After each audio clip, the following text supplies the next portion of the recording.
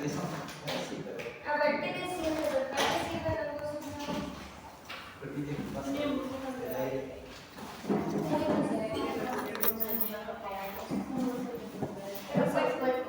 ¿cuál es la función? ¿Por qué son llenos de aire? No es que es porque les dio la gana, es que tienen un espacio ahí hueco. ¿Por qué? Eso ya, muy bien, ¿qué más? Ahora igual, y eso era de ver para mañana.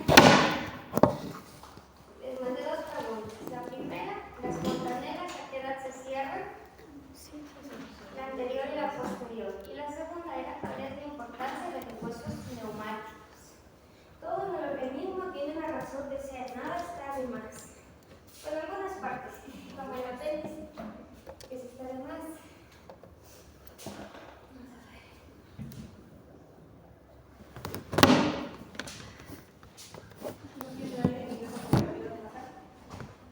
La circulación del aire que empieza por la vida. Eso no es una función.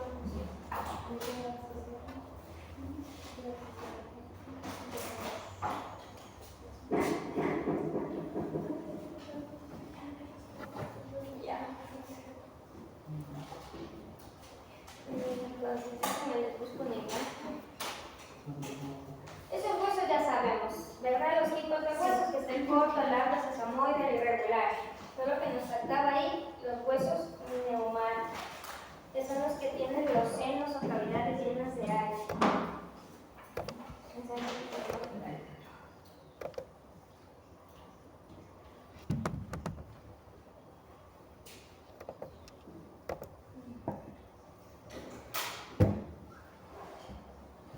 Por ejemplo, este de aquí es el esfenoides, ¿verdad? ¿Sí lo ven? Miren, aquí adentro está el seno esfenoidal, que es esa cavidad llena de aire. Aquí, estos huequitos de aquí vienen a ser los senos del frontal y el seno del etomoides. Faltaría el seno del maxilar. A ver si señalándolo aquí. No sale algo del maxilar.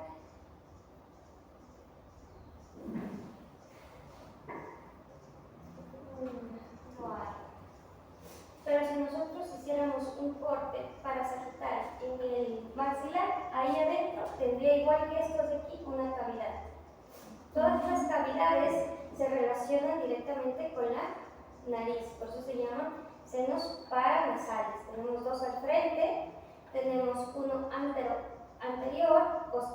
posterior y hacia la parte anterior.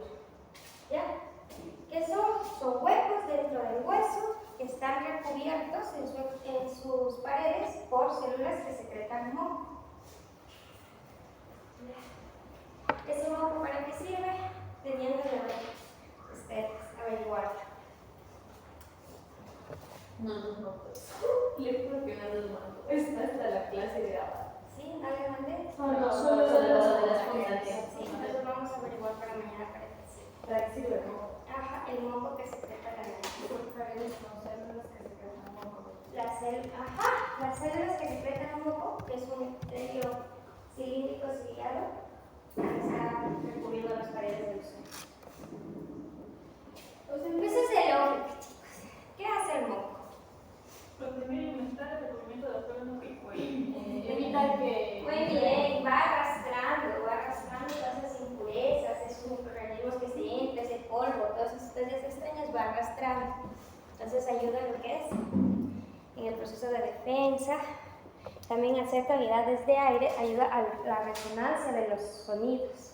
Y un poquito, el moco que sale, o sea, los pulmones se llenan de flujo, ¿cierto? Y eso sale como moco. Ajá. ¿Cómo es que, pasa eso? Porque, yo Muy bien, ya te está yendo a otra parte.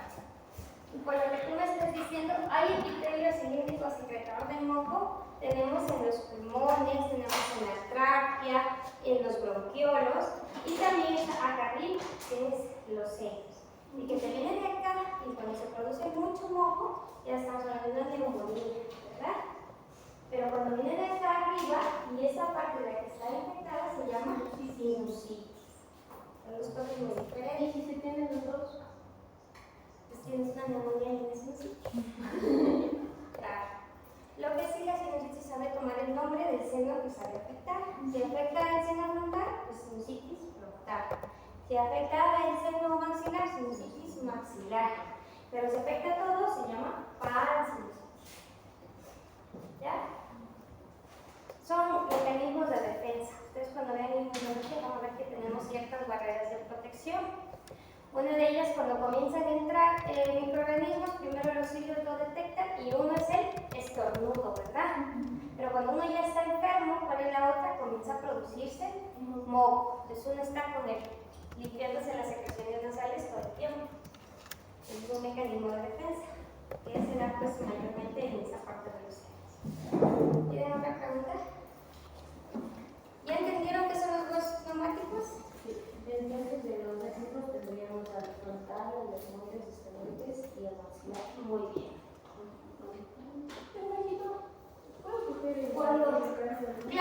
Cuando veamos ya lo que es la cavidad nasal, que vamos a ir avanzando en cráneo, vamos a ver cómo cada uno de estos huecos que están conectados a la nariz drena específicamente en un meato.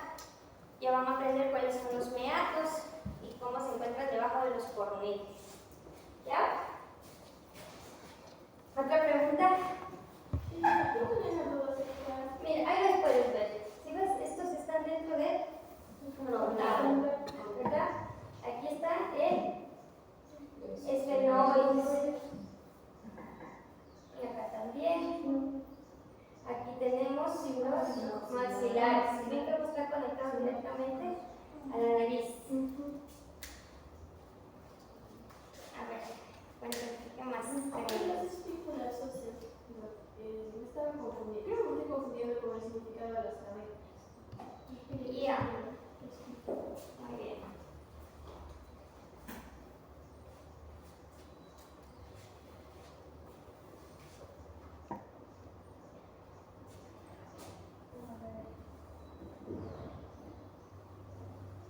Simplemente cuando nosotros decimos una de estas estructuras sola, decimos que es una espícula. Pero cuando se juntan, ya tenemos clavículas. ¿Ya? Solo una proyección que se está formando es una espícula. Y cuando ya se junta, es una trabécula. Ajá. Sí, y ya cuando se juntan, hacen las trabéculas. Como las ostionas, vimos que son varias láminas concéntricas que se forman para formar un ostión. Aquí son varias espículas que se juntan para formar trabéculas. ¿Ya? ¿Qué más? Pregunta, ¿qué va a tener? De la placa de crecimiento de la metáfisis, los cuatro.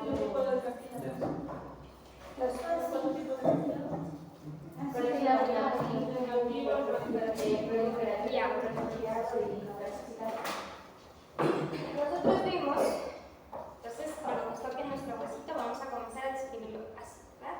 Lo ponemos en posición análoga. Vemos que las partes del hueso vamos a tener las epífisis proximal, epífisis distal, la diáfisis y las dos metáfisis. En las metáfisis nos va a quedar ese cartílago residual del proceso de osificación endocondral, ¿cierto? Que se suele perder o que ya se osifica completamente. ¿A qué edades? 18 mujeres y 23 en hombres. Muy bien. Entonces vamos a hablar de las capas que se encuentran en esa placa epifisiaria. Aunque se llame placa epifisiaria, está en la metáfisis, ¿cierto? Entonces, por eso es que yo les mostraba una radiografía y ustedes veían en esa radiografía que es niño porque este espacio salía negro, ¿verdad?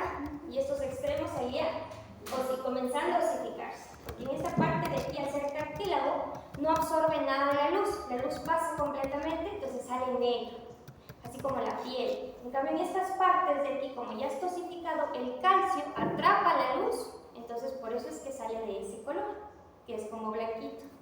¿Sí ven? Entonces aquí tenemos la placa epifisiaria. El hueso crece a través de la diálisis. Entonces vamos a comenzar. Voy a comenzar con este dedito acá y este dedito acá más pegado al epífisis. ¿Cuál es la primera capa? Muy bien, placa de cartílago inactivo. Luego, ¿qué pasaba con esas? Se proliferaba. Muy bien, esa capa de cartílago inactivo recibe su estímulo. ¿Quién le estimula para crecer? Muy bien, la hormona del crecimiento es una de las principales que estimula el crecimiento, ¿no? Entonces la hormona TH viene y le estimula y esa comienza a proliferar. Entonces ya hay muchas células de cartílago activas, proliferando. Luego, ¿qué hacían? Se hipertrofiaba. Muy bien, porque a través de los vasos comienza a llegar calcio. Entonces yo les dije que el condroblasto no está diseñado para vivir en un ambiente rodeado de calcio. Entonces su primera respuesta celular es hacerse grande para tratar de robarse nutrientes de los que hay arriba. ¿Ya? Entonces se hace grande y hace unas pilas, unas formas de pilas. Y la última, que sería la cuarta, termina muriendo, ¿verdad? Se calcifica completamente. Entonces así sería. Vamos, del extremo hacia el medio siempre. Cartílago inactivo, luego comienza a proliferar porque se activaron, luego se hipertrofia, se calcifica y por último termina ya ese cartílago calcificado. ¿Y pasa a ser línea epifisiaria? No. Esto que está pasando pasa constantemente. Es lo que cuando se forma una línea epifisiaria, cuando absolutamente todas estas capas ya desaparecen y solo queda el calcificado, ya hueso, ya se fusionó, ya no hay nada, ya no hay más células que vuelvan a ser. Ya y constantemente en tu cuerpo está pasando eso, hasta los 18 años. Entonces así es que tu hueso va creciendo a lo largo, a través de la diáfisis. O sea, es más fácil recuperarse de una fractura antes de los 18 años. Claro, es más fácil. Pero el problema es que si tienes una fractura en esta zona de aquí, ya no creces, porque se ve afectado el cartílago, que es el que te hace crecer. Sin embargo, si tú tienes una fractura por aquí, yo les dije que las fracturas en los niños principalmente era el tallo verde, ¿verdad? Porque si nosotros cogemos una ramita y la queremos romper, vemos que se nos hace difícil tratar de partirla en la mitad, ¿verdad? Se hace como un piquito. Y entonces fractura en tallo verde, porque los huesos de los niños son muy elásticos y pues tienen bastantes células madres que proliferan. En este caso, pues lo que se hace es ponerle un clavo para volver a organizar como debe estar el tejido y se pone la capa del periósteo. El periósteo se encarga con el clavo ahí. Claro, entonces se queda con el y se le pone la capa del periósteo, entonces ya va consolidando. Hay algunos que son reabsorbibles, unos clavos y hay otros que no, que ya una vez que ya está formado se le quita y ya queda la capa. ¿Ya? Eso es cuando es aquí, pero si es un niño y se le daña la placa epifisiaria, pues ya no va a crecer esa extremidad, una va a ser más corta que la otra. No sé si ese cartílago se calcificaría. En el caso de que ese niño tiene una fractura en la metástasis. Ajá. Claro, porque va el proceso ahí de consolidación directa. Que ya vimos que primero era el hematoma, luego llevaban los fibroblastos, luego secretaban y hacían el callo fibroblástico. Luego venían los osteoblastos y formaban el callo óseo. Y ya luego venían los osteoclastos y hacían la remodelación. Entonces ya desaparece directamente la placa epifisial. Es el problema de los niños cuando se fracturan en esos extremos, que es muy difícil que se fracturen ahí. ¿Ya? ¿Tienen otra pregunta? ¿Qué más les causa dudas? Lo de la última clase, desde dónde sale, qué partecitas salen. ¿Cómo se van formando? Ya. Pues ahí sí facilito. La invertía de cosas en la cabeza. Estaba fácil, ¿no es cierto? O sea, me debe borrador. Ahí está.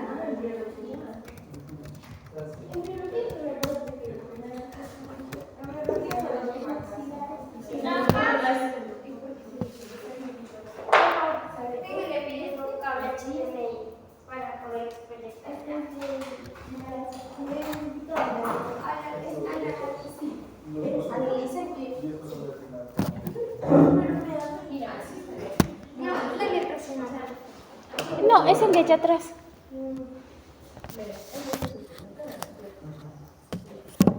Esta mañana de los arcos, acuérdate que el primer arco también se va a salir aquí. Esto es el maxilar y este es el mandibular. Cada uno te dice los mandibulares y los maxilares porque estos dos se van uniendo. Muy bien, más entregada la tutoría.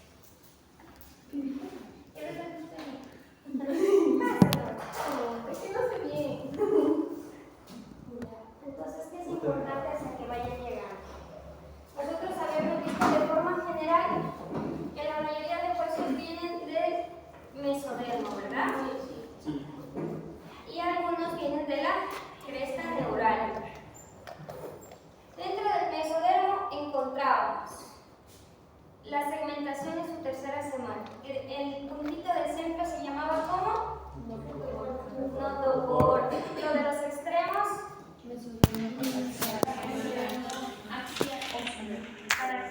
bueno, tenemos notocorda, o también conocido como en sus gracias, mesodermo axial. Este que está aquí al lado, ¿cómo se llama? Mesodermo paraxial. Paraxial o somítico. Muy bien. Este es el mesodermo ¿qué? Lateral. Lateral. Que tiene dos hojas, una para arriba y una para abajo. Este viene siendo el mesodermo ¿qué? El mesodermo Somático. Somático. Y la placa, no, Y el es esplácnico. plana. Esplácnico. Ojo, este esplácnico tiene mucho que ver en el desarrollo del corazón. Ya vamos a ver después. Entonces, del mesodermo paraxial o mesodermo somítico venía ¿qué huesos?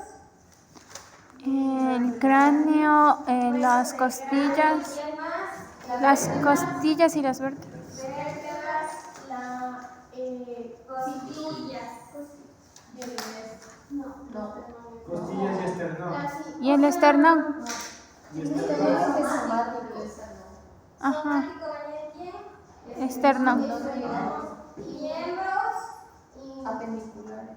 apendicular y el esternón. El bajito, en el somítico también es la cintura escapular y la cintura pélvica, ¿verdad?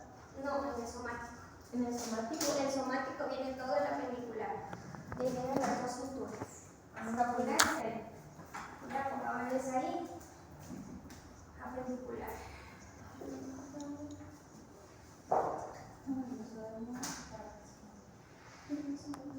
Ya, entonces con esto, nosotros, y de la cresta neural, ¿quién venía?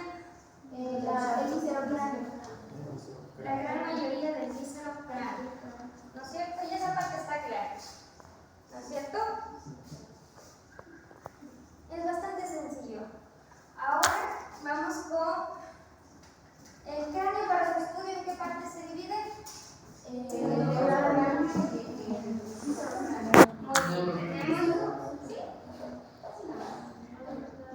tenemos el neurocráneo, que comprende todo el cráneo propiamente dicho, que protege al encéfalo, ¿verdad? Y el viscerocráneo, que comprende todos los huesos que son de la cara. Los huesos del neurocráneo que protegen al encéfalo se dividen en dos partes. Esta parte justo, que es donde le ha dicho el corte, que es, muy bien, es como el casco, ¿verdad? Como pueden ver, estos huesos son todos simples. Entonces, ¿qué tipo de explicación va a tener? Intramembranos. Pero ya vemos, aquí en la base del cráneo tenemos unos huesos que son de estructura mucho más compleja, ¿verdad? Tienen sus prominencias, tienen sus puntas, como pueden visualizar. Entonces, esto necesita un poco más de arquitectura. ¿Qué tipo de explicación tendrá? Mitocondrial. Entonces, tenemos aquí posopetros del temporal, tenemos el esfenoides, tenemos el etmoides. ¿Ya? ¿De dónde vienen? ¿De qué parte vienen los huesos del cráneo? Somítico. Somítico. somítico. ¿Qué es importante saber de esto? ¿Cuáles son los huesos que tienen osificación intramembranosa, Endocondral y huesos que tienen endocondral y los huesos que tienen osificación mística? ¿cuál tiene osificación endocondral? El esfenoides, el etmoides. Ay, claro. ¿Ya? Entonces, vamos siguiendo. En la parte de los Temporal, es plástico. en la temporal, occipital y mandibular. Ya, entonces, vamos a ir poniendo. Teníamos, ¿cuáles eran los huesos de osificación mixta? Temporal, occipital y mandibular. Muy bien, tenemos temporal y occipital, porque el mandibular viene los del cráneo, ¿cierto? Endocondral, esfenoides, etmoides. ¿Cuál nos queda? ¿Qué hueso nos queda? Los parietales y ciertas porciones del tono. Muy bien. ¿De cuál? Del tono. Claro, la escama del temporal, la escama del occipital, pero se considera mixto porque tienen los dos. O sea, ¿y mandibular? El mandibular es de la cara Ahí estamos viendo. y estamos solo del cráneo. Entonces ya ahí tienen los huesos, cuáles son intramembranosa, cuáles son mixtas y cuáles son puramente endocondral, ¿ya? Entonces en los huesos de la cara.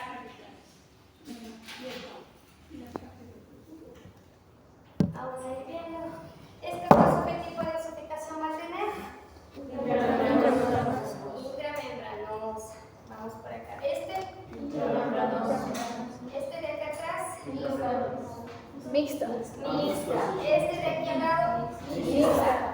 Mixta. Este que está aquí. Endocondral.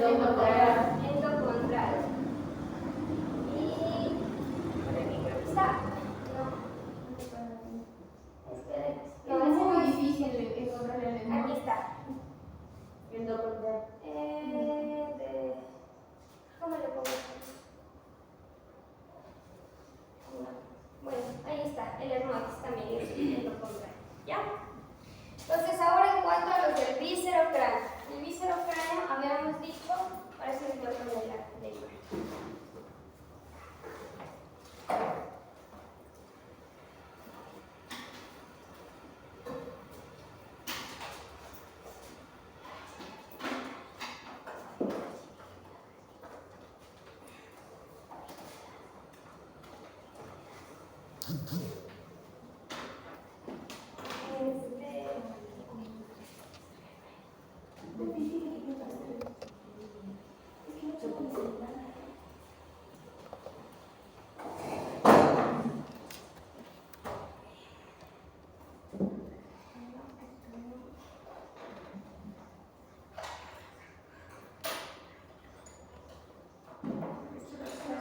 Ahora,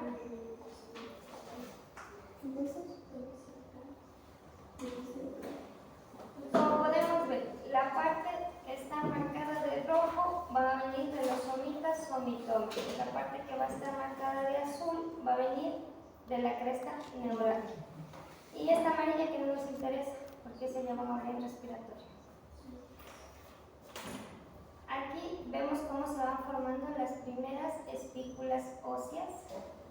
Estas son las espículas. Es el centro de osificación primario de estos huesos, del occipital, del parietal, del frontal. ¿Por qué son espículas? Pues nos traduce que van a tener un tipo de osificación intramembranosa. Porque aquí no hay un molde de cartílago, sino directamente va a formar hueso. Hablamos de las suturas, que es importante conocer la importancia de las suturas. ¿Cuáles eran? Sagital, coronal, La importancia de las suturas es pedir el cargamiento de los huesos de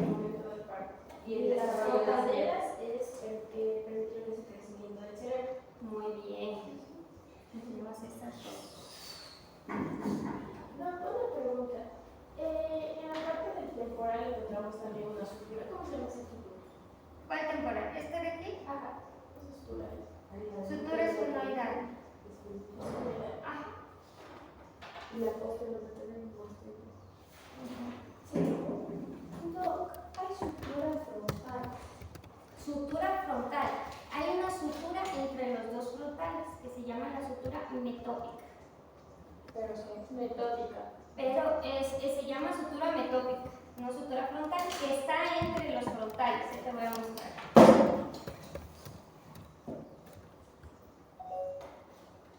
Imágenes.